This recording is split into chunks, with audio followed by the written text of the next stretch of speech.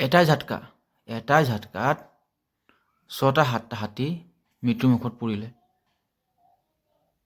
না গুলি না বাৰুদ, এটা ঝাটকাত ট্ৰেইনৰ এটা খুন্দাত 7টা হাতী মৃত্যুমুখত পৰিলে।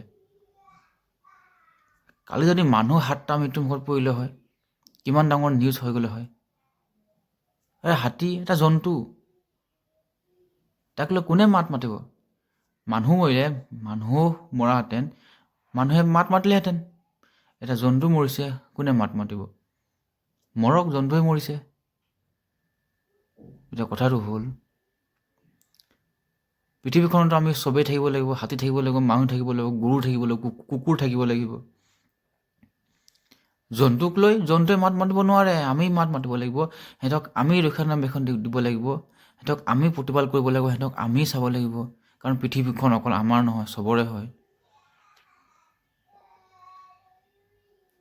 এতিয়া হাতীকেইটা মৃত্যুমুখত পৰিলে, হাতীক লৈতো হাতীয়ে প্ৰতিবাদ কৰিব নাহে।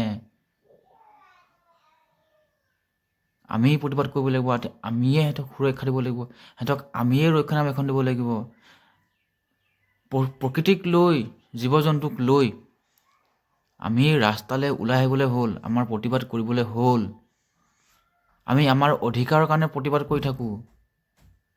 আমি প্ৰকৃতিৰ অধিকাৰৰ কাৰণে, জীৱ জন্তুৰ কাৰণে, হাতীৰ কাৰণে, আমি হাতী সংঘাত কিহৰ কাৰণে বাঢ়িছে তাৰ কাৰণে আমি প্ৰতিবাদ কৰিবলৈ হ'ল। আমি ৰাস্তালৈ ওলাই আহি জোৰ সমদল কৰিবলৈ হ'ল।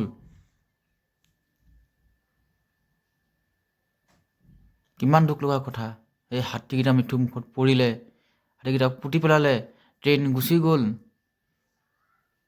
ট্ৰেইন অহা যোৱা কৰি আছে, কিন্তু এই হাতীকেইটা কবৰ তাতেই থাকি গ'ল, তাতেই থাকি যাব। কিমান দুখ লগা কথা। কেতিয়াবা সেইখন অৰণ্য আছিলে, সেইখন জংঘলে আছিলে, সেইখন হাতী অহা যোৱা কৰাৰ বাটেই আছিলে। আজি তাত ট্ৰেইন লাইন বহিলে। মানুহ যিমানে প্ৰযুক্তিবিদ্যাত উন্নতি হৈ গৈ আছে, শিখৰলৈ গৈ আছে, আমি সিমানে আমি জীৱ জন্তুক অত্যাচাৰ কৰি আছোঁ, আমি জীৱ জন্তুৰ ঘৰ ভাঙি ধ্বংস কৰি আছোঁ। জাগিবলৈ হ'ল।